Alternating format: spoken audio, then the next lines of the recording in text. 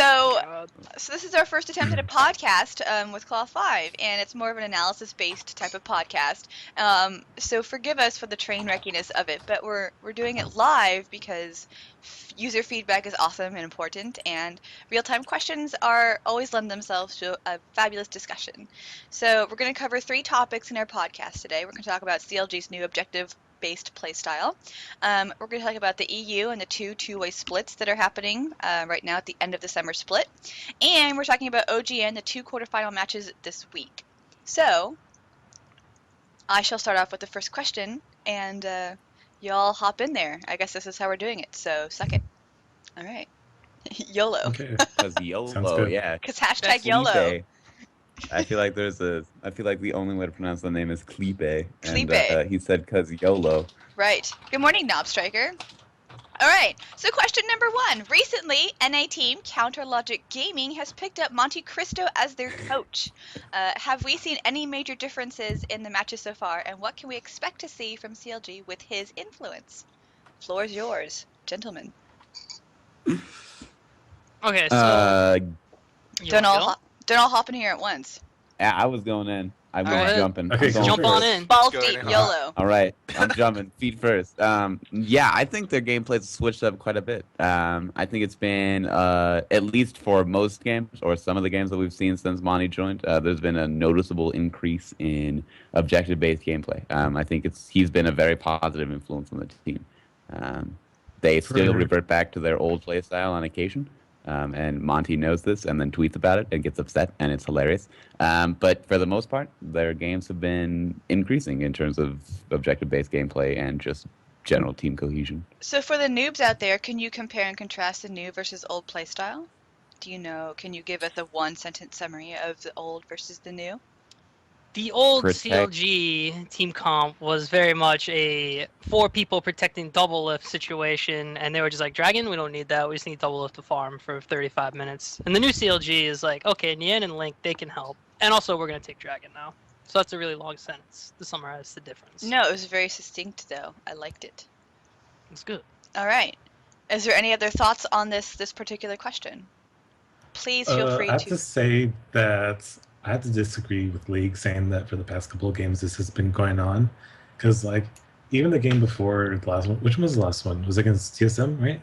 Yeah, it was the one where they beat TSM. Yeah, the game before that where they lost against, was it Coast? It was either Vulcan or Coast. They lost to both of them. Yeah, it was one of the two. Whatever. Yeah. You could tell Doesn't matter. It was Coast. Yeah, they always lose to that Coast. Still had this like farming mindset, and even after the game, Monte tweeted, "Farming is better than, objectives." Obviously. Well, yeah, I mean, like I said, it's definitely a work in progress. I mean, they're not going to get it 100% of the time every time. It's like 80% of the time they get it 100% of the time. So it's a little bit more difficult, I think, than they imagined it was going to be. But yeah, there are definitely times where they have like relapses and they go straight back to like, hey, double lift, you should just farm for days. And that's evident in games where he's got like 500 plus farm. But for some games, he's getting better. So if you think that they're having relapses all the time, like what do you think needs to change for it to be permanent from here on out? It's just a matter of getting used to the play style, because at the time that they're comfortable with the protect the double lift, like that's what they've played for years and years and years. And now that Monty's like, hey, you should play not protect the double lift, you should play objective based, and they're like, what's our objectives? I thought CS were objectives. We have 500 objectives every game. And that's not exactly true. So I think it's just a matter of switching in their mindset. And sometimes they go back to their own mindset and they just don't know how to... Right, it's habit at that point. Right. It's just a bad habit. User Fears Goal says that he doesn't really expect to see CLG have that much of a change until next season. And then that would also lend itself to what League was saying about this habit of protect the double lift. Hasn't really sunk in yet. Because there are other players that can do things, like Nien, in the top lane. So I'm glad that they're discovering those things. So GG Monte Cristo. Right. Period. Second question in this subject then. CLG has always been popular for their protect the double lift comps. We're going into this. Could we see them running new strategies with Monte Cristo now coaching the team where double lift won't have as much pressure? Like what could those strategies maybe be? Any thoughts?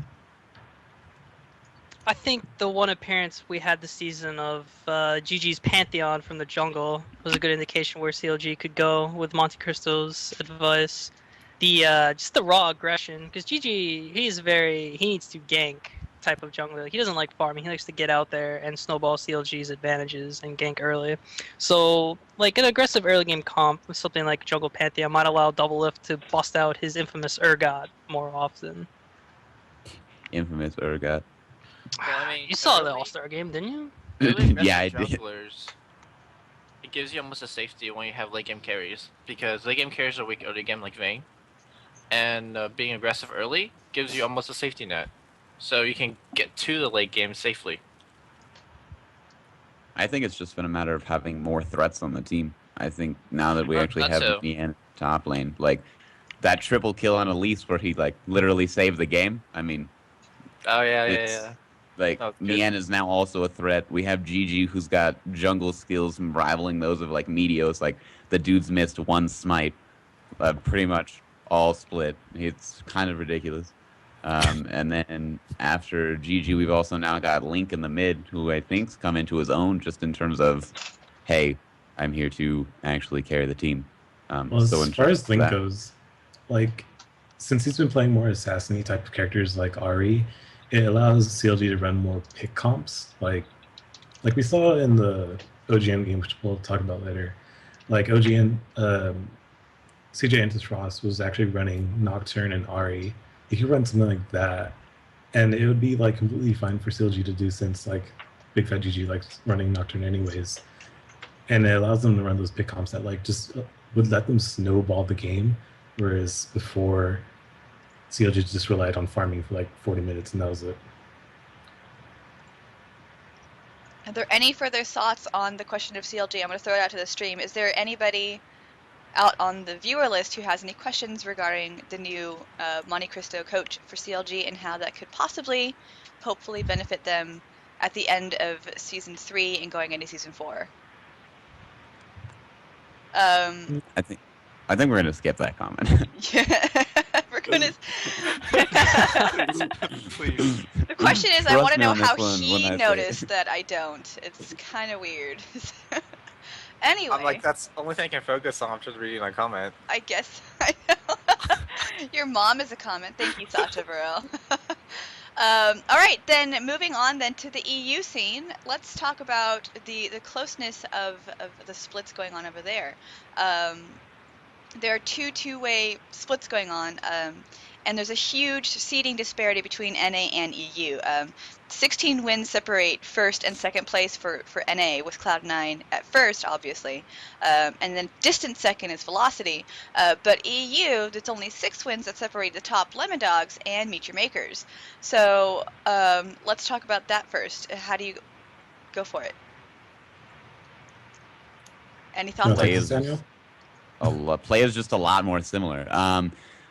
It's been Lemon Dogs kind of came out of nowhere. A lot of people were surprised when they showed up at the top as of last week. I don't know. This is a pretty cool statistic that I found when I was doing some research. Is week 4 they were still playing with We Will Failure, or week 3 they were, which was their old support player, I believe, which they replaced with Mithy.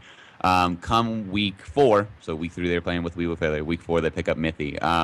They go a combined record from week 4 through week 8, 10-3.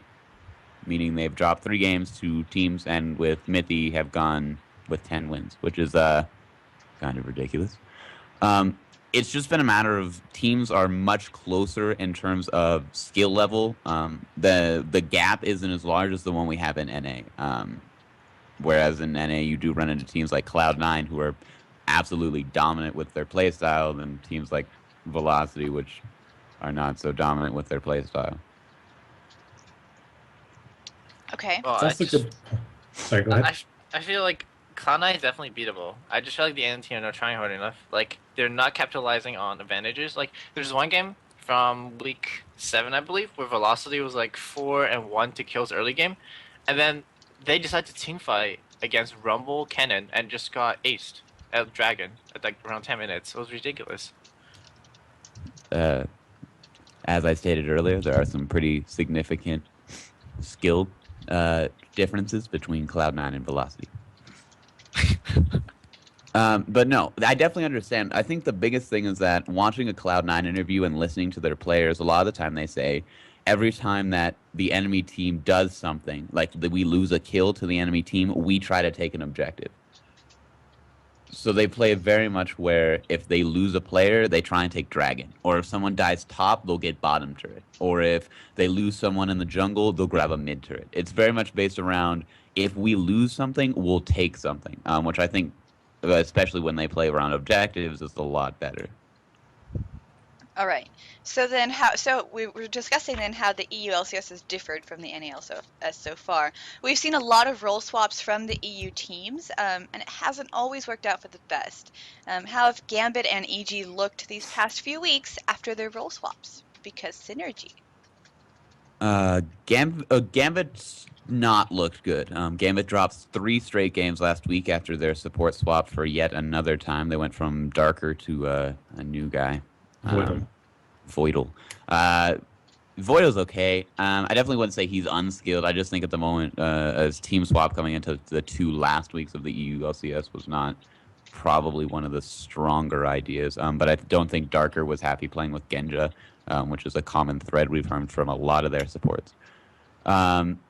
EG looked a little bit better. They turned in more of a conglomerate of players. They don't so much have subs and main players anymore, because I know Shacker's on the team, but I also know they have N-Rated on the team as an analyst, but they said that if Crepo ever wanted to step out and have N-Rated step in, he would do that. So it's kind of just like a mishmash of players. It's really like a 7-man team rather than a 5-man team. EG's done okay. They've gone 0-1 week 7 and then 2-1 week 8. So they went 2-2. So it doesn't look abysmal, but I don't know about amazing. What do you guys think about SK right now? I mean, aren't they like dead last in the seedings? No, Meet Your Makers is dead last. Oh yeah, they're 7th. I'm sorry, they're 7th. Which is surprising. Right. Were they doing really well early in the season? Yeah, first season.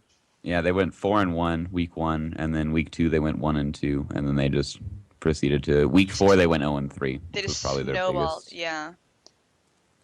This is North America. Yes, North America for all intents and purposes. We're talking about the EU scene though, for those just joining in to our podcast. So we're talking about SK and their snowball. They haven't made any roster changes or as much as other teams in the EU scene. Yeah, but earlier in the season, their manager actually tweeted saying that if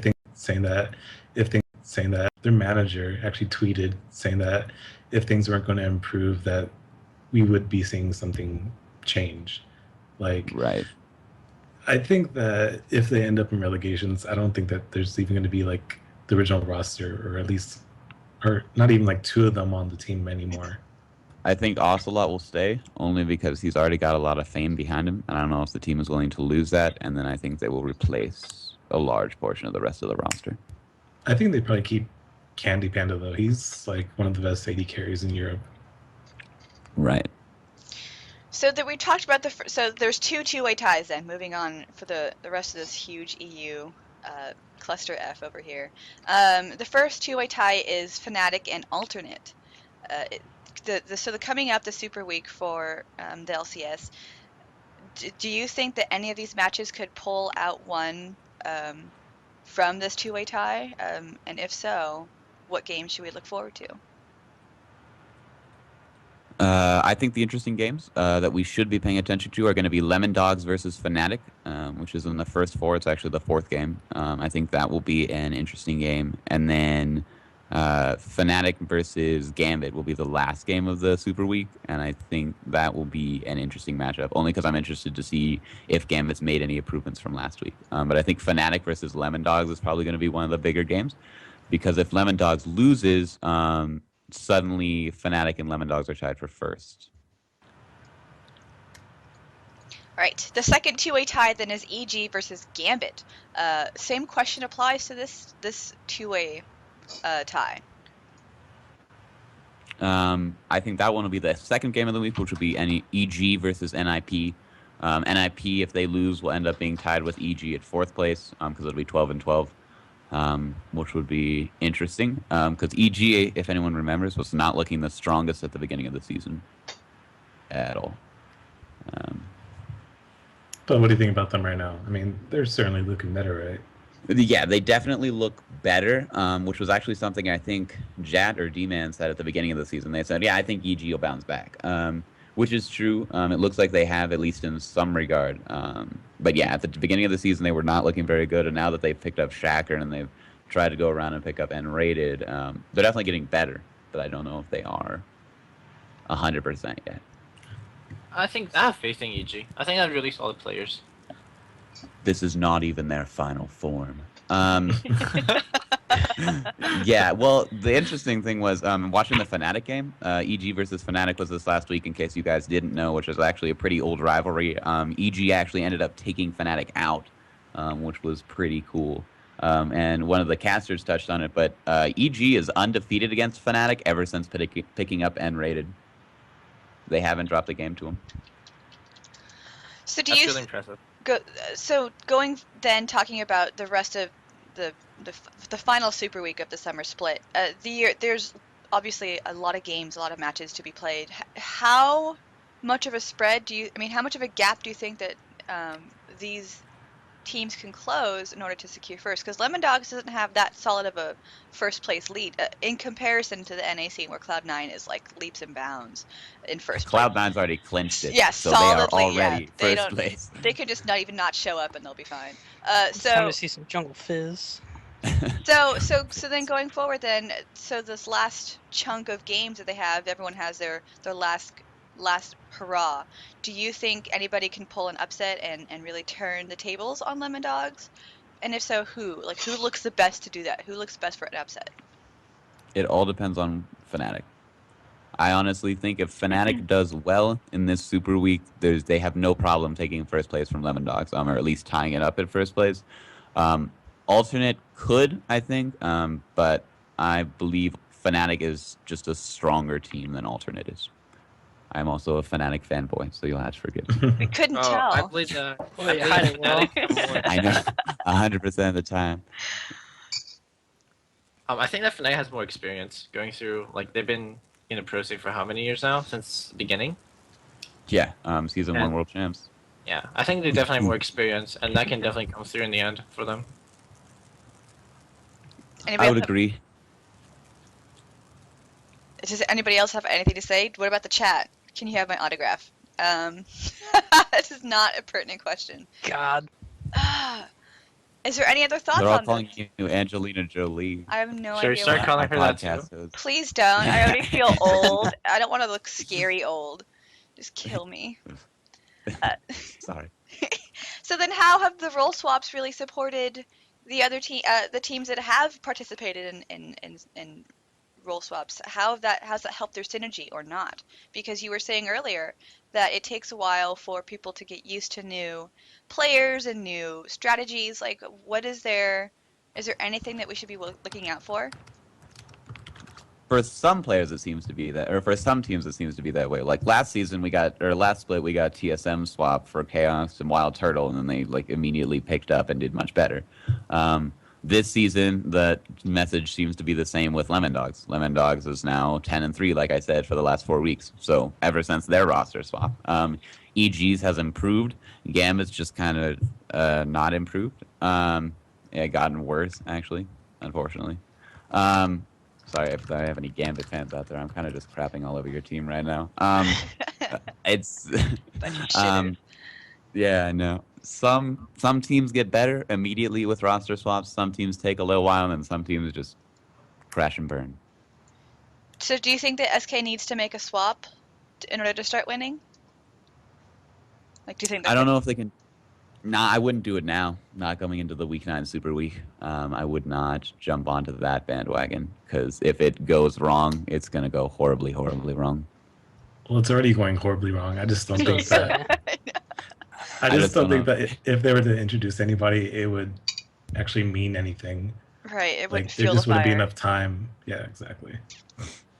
Got it. Are there any final thoughts on the EU scene before we move on to the OGN scene? No. All right, fabulous. Well, OGN has 2 quarterfinals matches this week. I also have a note to please move to dis and to hold your tits, Charlie. So KTB versus CG Blaze. Blaze hasn't changed their general strat for the past 2 seasons. It's a one-trick warhorse. Is there any thoughts on this? And before we move to our first question about it.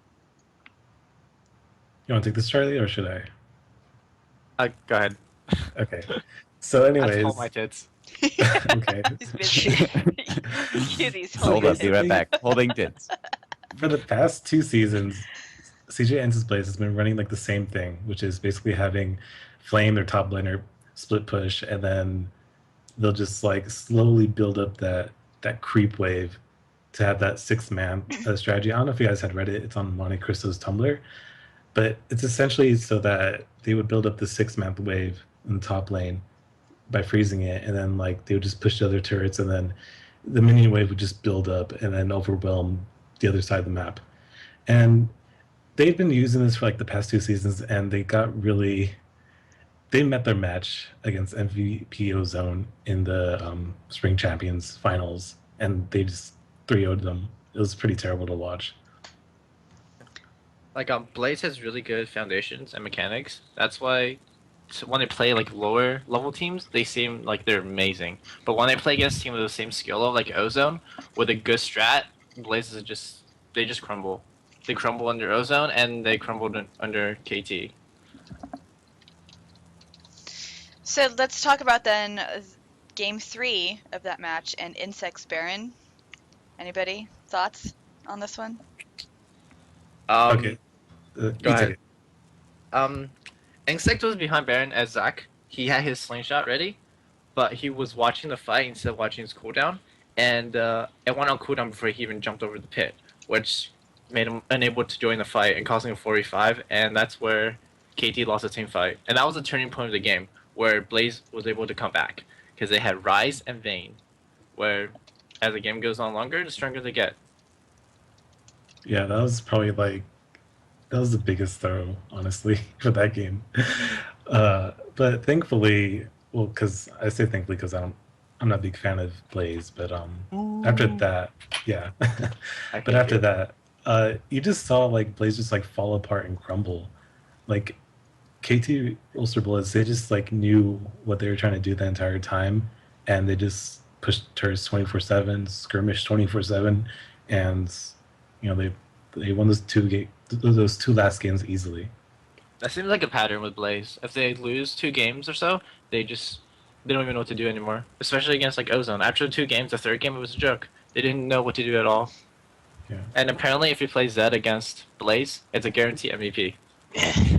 Yeah, go on tilt. what is it with them? Like They them lose and 3 Zed games just to like see don't Zed, mix. just oh god, just give up.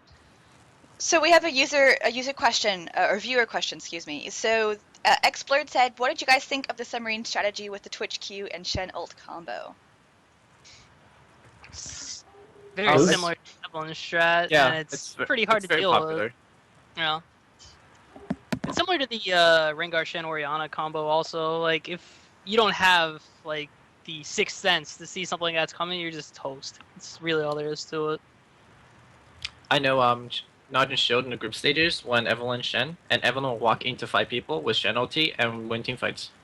It's something that's been done, and with Twitch, it's not something we see as often because Twitch is an AD carry. It's not necessary you want to walk into people with it, but obviously in the lane where just 2v2, it works really well.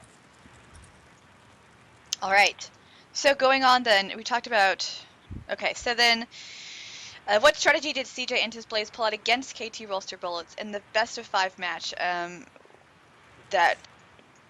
So more on that thought, or do you want to move on to the Entis Frost for Najit and White Shield?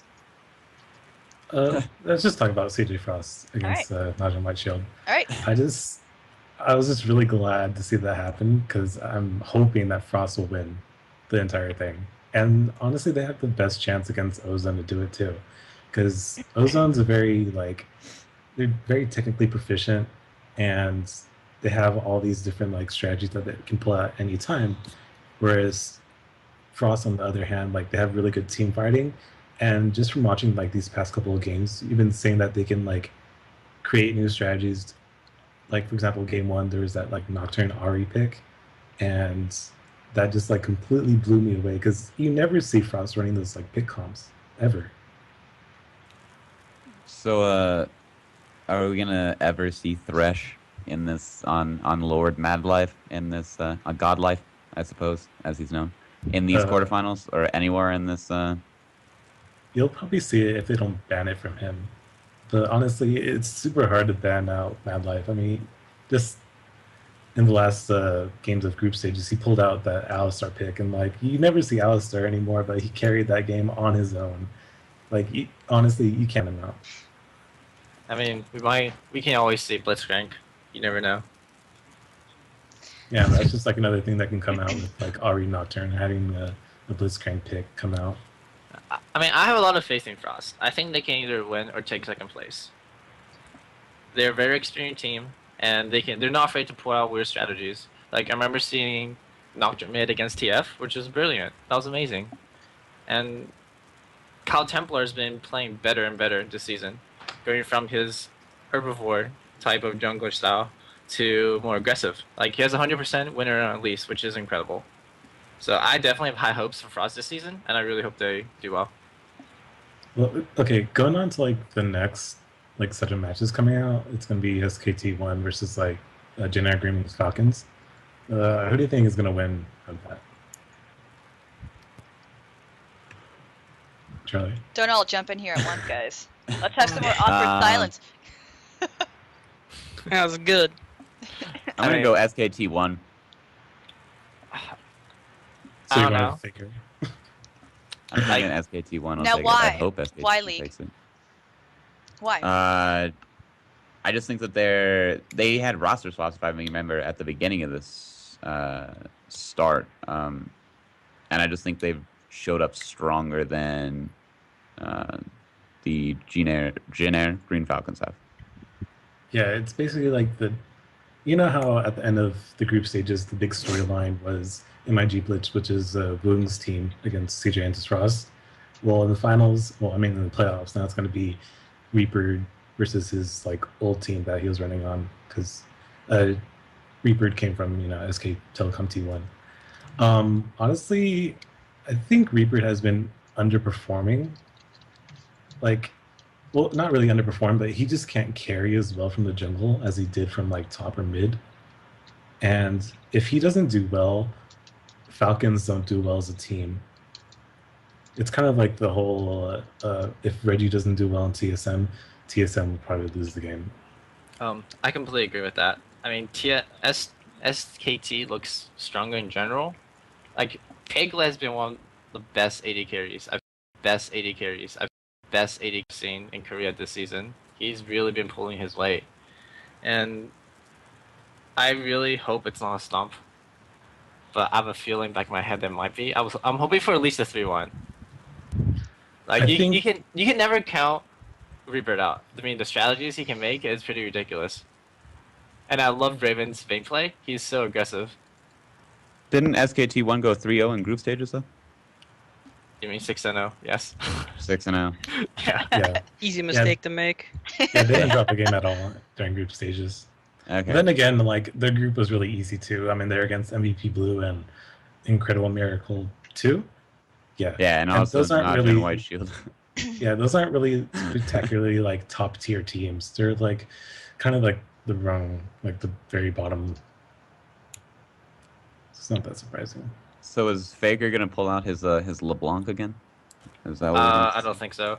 No. I think we're gonna see like Kassadin Yeah. on those lines. We might see Syndra, because he's known for Syndra playing solo queue. But that's iffy. I mean, I can see him play Karthus, because that's been a pick he's been playing a lot. But I don't know. We'll see. You never know. You can never count Faker out. He can always pull out something we've never seen before. Yeah, and I think out of the two quarterfinal matchups to come between them and also MVP Ozone and CTU, I think this one coming up sooner is going to be probably going to 5 games. I'm not so sure about the other one. I think the other one's going to be like a 3-0 stomp. No Tushan in the other one. No, Yeah. Tushens. we're not gonna have a game 5 blind pick. No Two Tushen. So we'll stay That's with like two the best Sonas, part yeah? of the OGN. Yeah, two Sonas. Two Sonas. More I really Sona. So we have a question from Hippie Beard about kind of how the different regions match up at this point. There's no real record. Recent records proven because it's we're season 3 and it's been kind of all over the place. So do you have any predictions about how the different regions will match up at this point? And with Worlds on the horizon, how do you think it's going to end up? Any thoughts on this? Yeah. This isn't in our podcast agenda, so I'm sorry. This is a curveball. I don't We're think- ad-libbing. Hold on. Oh God. Here, improvisation, ladies and gentlemen. Here we go. I Raise your don't tongue. think top NA teams or top EU teams can match up against top Korean teams. Really? Top Korean teams are just too organized still, focus too much on objectives, which we already know the NA teams have But problems doesn't C8 and- C9 do that? Cloud9 has Cloud9 no problem with does. objectives. They handle objectives well, but I don't know if they handle it better than NA teams, which isn't saying much. Right. Like Well, they have, I mean, Right. Well, my concern Bronze with Cloud9 some- is that they know how to push their advantages really well, but they don't know how to draft like specific team compositions, such as like a pick comp or like a split push comp. Like they just play well during the laning phase. They don't make any mistakes, and they just capitalize off that. Whereas like all the other NA teams, like they're just messing up all the time. Like you don't have that problem against Korean teams because they're all like mechanically proficient. It's not going to happen against them. C9 reacts really well to things, while other teams doesn't. Like, especially to roams and ganks, they can group up and collapse really well. Overall, for all the regions, I think NA and EU is not too far apart. They're pretty close. And Korea's biggest competitor will be China, because mechanically they're very similar. They're pretty close, but Korea has better strats. Strategically, Korea is always better than China. word too hard, please no. I know, right? English too hard. But there's one thing that people have been talking about is TPS. There's not much play you can see from them, but they've been practicing with Korean teams, and from what I've heard, they actually do really well. We might see a TPA again this year, but it'll be TPS. So we're just swapping a letter and making a comeback. Yeah. it's a pretty whole much. new scene. All right. It's like a whole new game. Well, I mean, you have the same support, Mystic, so Right. he knows what's up. Like, So- I'm definitely not going to argue Cloud9's objective-based gameplay is, like, really strong. I just don't think that it's as strong as Korean teams. Like, at the moment, they're kind of like king of the school bus. Like, it's like a 9th grader around a bunch of 6th graders. Like, that's great. Like, you're awesome, man. Congratulations, you're cool, you're a high schooler, all the little elementary kids look up to you, but, like, at this point in time, there are people that are above you, seniors, that you have no idea how to compete against. That was a great analogy. I came up with that on the spot. Wow. On your own. Hey, I like how you're so Did- humble about it too. Yeah, Did you get dressed by yourself too? So yeah, I do. Man. Can I- I do. And I can we- drive my own car. can we backtrack just for a second? We were talking about the mechanics and why Korea has mechanically proficient teams. What do you mean by that? Can you define that for the viewers? Mechanics is in like Like hitting skill shots, Yeah. getting smite on time, things like that. But there's more to the game than just being mechanically proficient. correct. Right. That's where the strategies come in, which is what Korea is excelling at. But doesn't Yeah, Cloud9 also adopt a Korean meta? Like, why wouldn't they stand a better chance though? Picks are similar to Korean, which is mainly due to Alex Penn's influence. They do watch a lot of OGN matches, and they do pick a lot of Korean-style picks. I do not think that their watered-down version of Korean play style can match up against the real deal. Well, I wouldn't Not call so it much watered down. Yeah. It's their own unique style. I mean, hold on a second. Well, there, watered Slayer. down in the sense that they pick the same picks but don't play the same way. They don't pick the same picks. Like, Ash Slayer is not something you see in Korea at all. Rumble Yes, Rumble sir. top is Okay. almost something you always see in Korea, and Rumble every time is Rumble is something open, you haven't seen everywhere, Rumble though. at all. Like, It's been more Rise. Yeah. Shen, Zach. Like this The past Korean meta season, will go for the people that can fill multiple. They like ambiguous solo lanes. Like they'll pick something like Rise Z. It's like who's going where? I don't even know. We don't even know. Let's see what happens. That sounds like some like- of our games. Yeah, it's like it's the Korean and it's the Cloud9 style of picks. I think one of the biggest difference between Korea and other regions are the supports. From what I've seen, the supports from Korea have a lot better vision control through all stages of the game than other regions. That's an interesting Also- point. Yeah.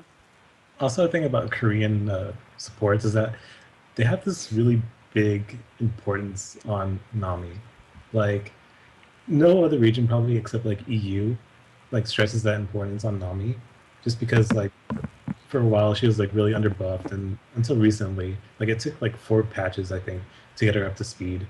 Buffed like 4 patches in a row or something. Yeah, Oh exactly. hey, I carried Charlie on Nami the other day, so the champion's Please. definitely strong. Yeah, no, Please. that's I the can evidence carry right Charlie. there. And I so can like, carry Charlie. We got a champion. and so like in every OGN game, it's either Thresh or Nami. Like you don't see any other supports unless it's like a fringe picker, like Zara, you see Zara once in a while. yeah. What about but- Sona? Sona a little bit too. Yeah, It I was about to depends, say, like- Sona seems like a pretty popular I pick. think I saw Sona like 1 game in OGN this season, whereas it was just Nami. Well, they just Thresh, played her like, with top 2 pick games everyone. during. Yeah. Frost just picked her for 2 games during the quarterfinals. Well, I was talking about like the group stages. Oh, So how do the ADCs compare then? That was a question from a viewer. So we've talked about the supports and how supports have better vision control of the map. What about ADCs? Which region has overall better ones? Do they compare? Would that even make a difference in the end? I think people only say that NA has the best ADCs because of double lift. Like, I think that's the only reason why people make the argument. But I don't know. Like, Korean ADC have a lot of different styles. Like, if you look at Score from KT Roaster B, he is a type who doesn't like to trade at all. He avoids all kind of trading. While Prey, who's extremely aggressive, who will just dive, doesn't give a damn. Yeah, no, Prey's style reminds me a lot of Zuna. Zuna's just like, I don't even care that I'm supposed to be farming. I will fight you right now. Like, he just builds Rune King on Tristana. He's like, alright, mid-game, I can fight. No problem. Yeah, then you also have like someone like Double Imp who's really excels in Double Imp. Yeah, he excels in team positioning.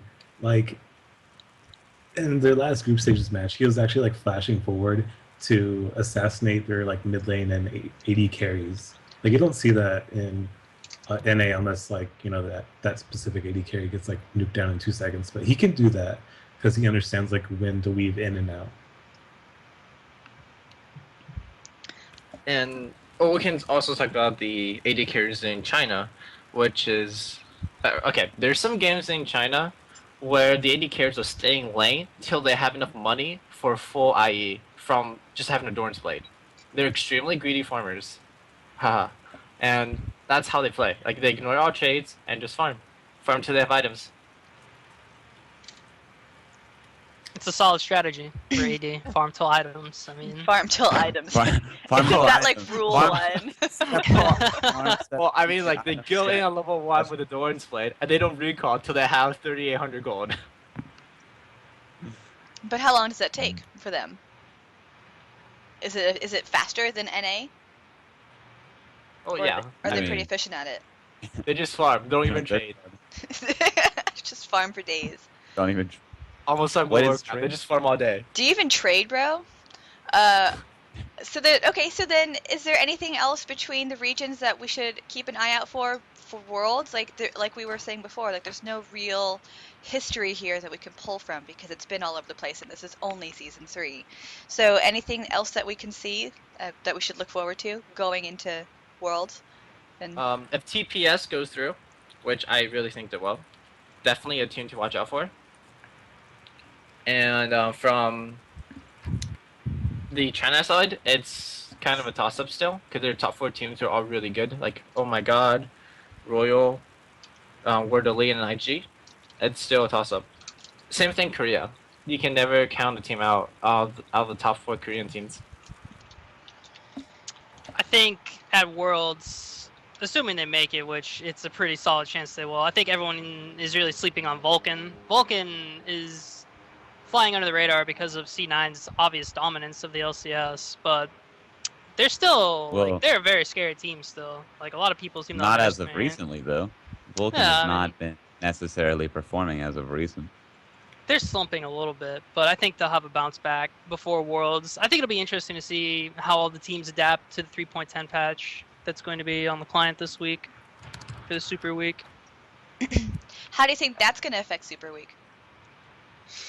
I think I don't know how much it's going to affect C9. Like everyone seems to be like, oh, it's just going to affect C9 because they push down towers early. Like that's a solid strategy from every team that's been put out there. So I don't really think it's going to be so much a nerf to C9, but the teams that traditionally have had a stronger late game, like your CLG, I think the patch may help them slightly. I mean, 3.10 patch will basically kill the concept of 2v1 lanes. So having a solid 2v2 lane will be key to success in 3.10. And obviously, Doublelift and Chowster is put on a pedestal fairly often. But well, I mean, for a reason. Yeah, they're put on a pedestal for a reason. And they're considered the best. But I think it'll be interesting to see how like a Bloodwater Zuna or Lemonation Sneaky will stack up against them, like heads up. We haven't seen a lot of 2v2 lanes coming out in the LCS the last few weeks. For a good reason. True. There hasn't been a reason to 2v2 lane. Now there's like no reason to 2v1 lane anymore since taking down towers early. It was like the key objective there. I mean, sometimes you're like, well, there's like a really scary matchup like Rumble and we have a weak 2v2 lane like a Vayne anything. So Vayne anything. I know. I don't really think that's fair. Like Vayne, once she has that Rune King, just pretty much duel anyone regardless of the advantage. They gave nerfs though, right? 3.1 was nerfs for ulti. Cool. Right. So it was they do.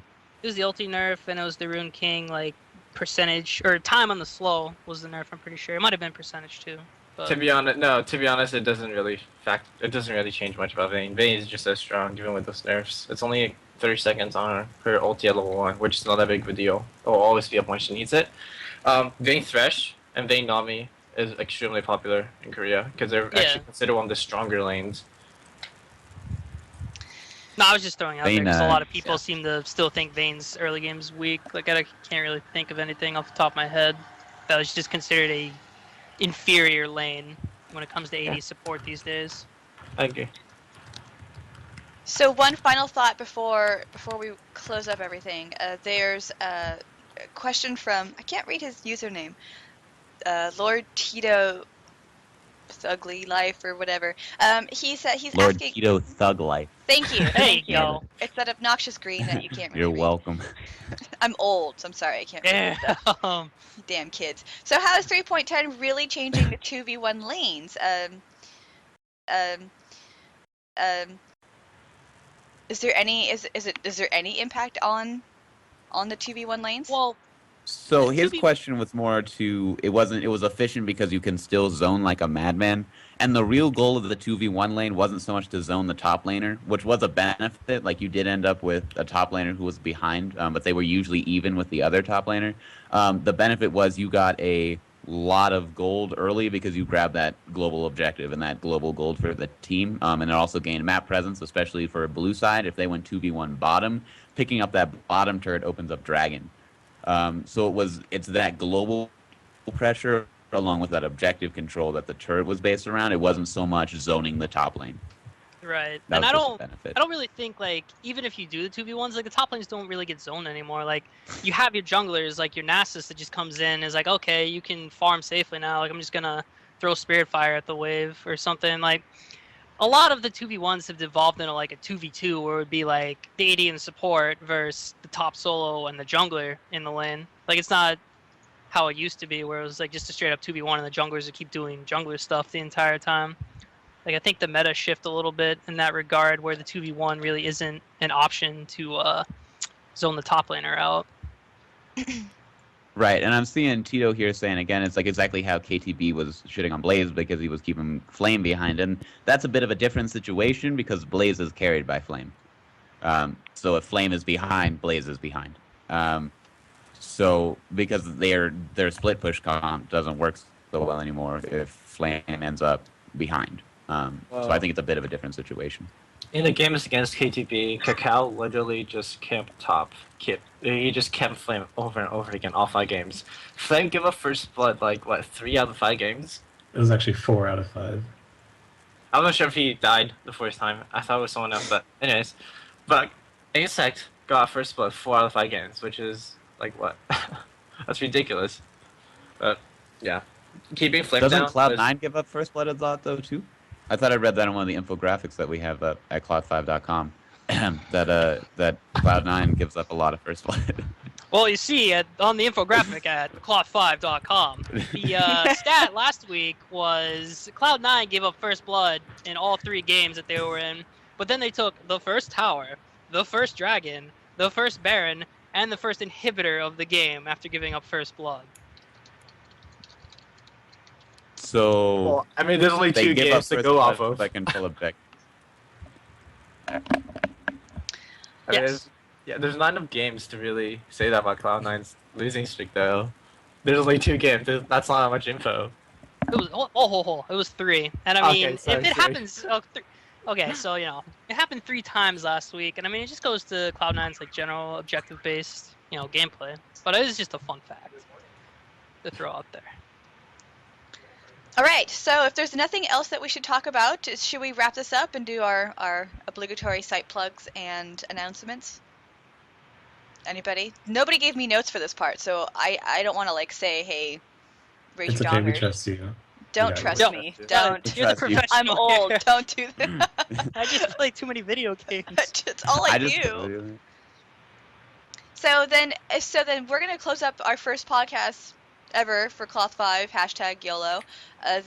We're Cloth5. We report on esports, League of Legends, and our website is up on the stream right now. So go have fun. Cloth5.com, and make sure you follow us on all the things like the Facebooks and the Twitters and the YouTubes and stuff. Right. You have the URL blocked with the Skype thing. There we go. I mean, Just throwing that It's idea really out there. easy. If you can't get Cloth5.com, why League? I mean, really. yeah. I'm just saying. You're just always saying something, aren't you? Always, never. It just it was quiet. blocked. You Never just whippersnappers. listen. Damn kids, get off my lawn. Seriously. Is there anything else we have? I don't know who our sponsors are yet because I'm still new. So, anybody want to toss out some of those things?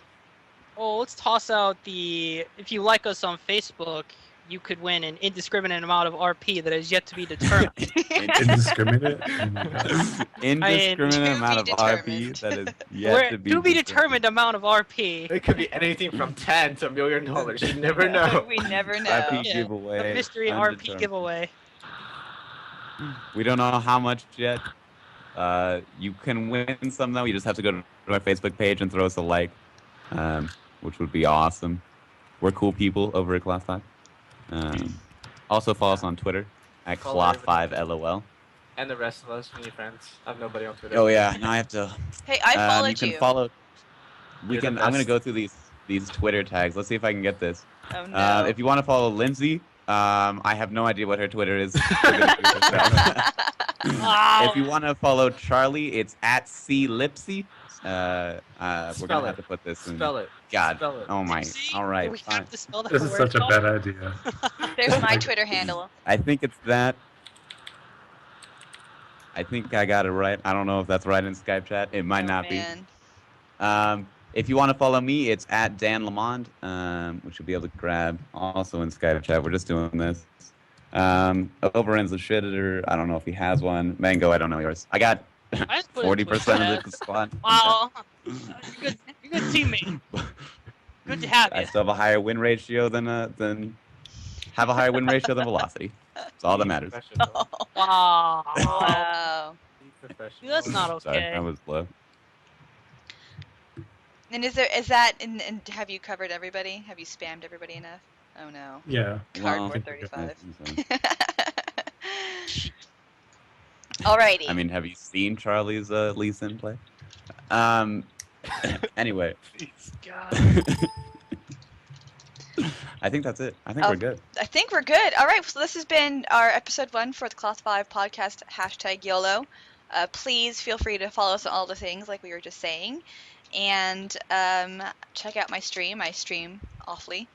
And that's all the stuff that we have for you guys this week. Thank you so much for watching and for participating. We really thank you, Fierce Gull. We really appreciate your feedback, and audience participation always lends itself to a conversation. On that note, we will see you guys all next week, bright and early Monday morning, right? Y'all like this? Oh yeah. This is a good time. Yeah. I think. This is great. Please. All right, guys. Way to get through the Monday morning work week. I agree. Way to start off with a bang. All right, guys. We will